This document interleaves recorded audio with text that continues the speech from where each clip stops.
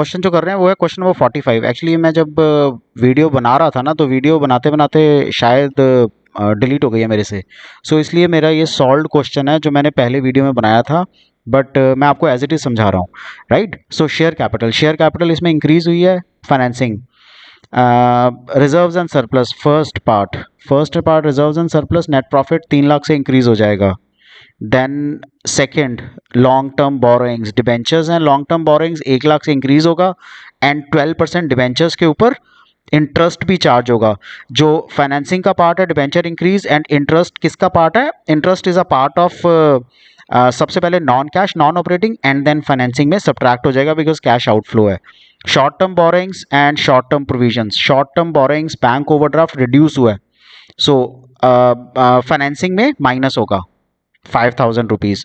And short term provisions में ये हमारा आ जाएगा नेट प्रॉफिट कैलकुलेट करने में, provision for tax and tax paid operating में सबसे लास्ट टैक्स पेड माइनस हो जाएगा।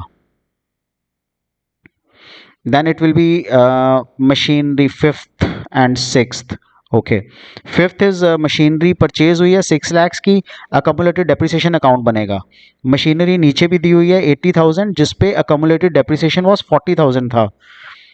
Sold at A gain of 10,000 का गेन हुआ है, 40,000 डेप्रिसिएशन है, तो मशीनरी 50,000 की सेल हुई है primarily.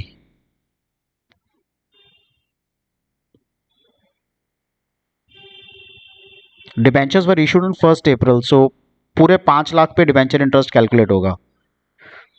Then sixth was goodwill, सो 1 लाख से गुडविल रिड्यूस हुई है which is goodwill amortised.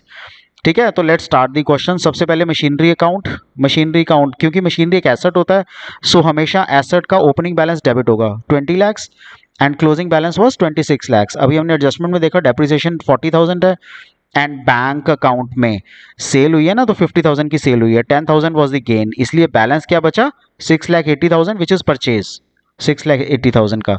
अकमुलेटेड depreciation क्योंकि लायबिलिटी है, तो क्रेडिट साइड ओपनिंग बैलेंस आएगा and debit side closing balance आएगा, 1 लाख एंड 2 लाख। मशीनरी 40,000 ऊपर हमने देखा डेप्रिसिएशन 40,000 का, सो मशीनरी कमुलेटेड डेप्रिसिएशन में 40,000 आ जाएगी। ये आ जाएगा 1,40,000 का डेप्रिसिएशन जो नॉन कैश नॉन ऑपरेटिंग में आएगा। So we start with the surplus, 6 lakh minus 3 lakh, 6 lakh minus 3 lakh, 3 lakh is the surplus. Provision for tax 2 lakh, अभी हमने देखा है हमारा इस साल का 2 लाख, और ये टैक्स पेड में माइनस होगा। Then non cash non operating depreciation 1,40,000, goodwill amortized 1 lakh. So depreciation हमने कैलकुलेट कर लिया था, गुडविल अमोर्टाइज्ड ये है 1 लाख की। And interest on 12% debentures, 12% debentures मैंने आपको बोला था क्योंकि ये लास्ट ईयर ही परचेज हो गए थे डिबेंचर्स लास्ट फाइनेंशियल ईयर में, इसलिए इस साल के ओपनिंग यानी कि 5 लाख के ऊपर 12% का interest which is 60,000 rupees interest charge होगा।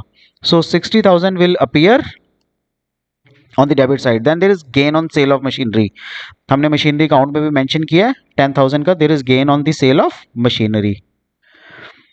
क्योंकि ये 10,000 का गेन है, सो वो सब्ट्रैक्ट होगा, so non cash non operating 290 हो जाएगा। अब बिफोर वर्किंग कैपिटल चेंजेस में 5 लाख प्लस 290 7,90,000। इसमें हमने देखा है इंक्रीज इन इन्वेंट्री है, सो माइनस होगा क्योंकि कैश आउटफ्लो हुआ है 1,30,000 का, 6,60,000 रह गया। टैक्स पेड 165 हमने अभी डिस्कस किया है, so cash flow from operating is 4,95,000। Right, investing activity, machinery sale हुई है हमारी 50,000 की, हमने मशीनरी अकाउंट में लिखा है purchase of machinery, it is the balance of machinery account 6,80,000 and purchase of investments is 1 lakh. अब ये कौन सी इन्वेस्टमेंट्स हैं? ये वाली इन्वेस्टमेंट्स हैं, purchase of investments non current.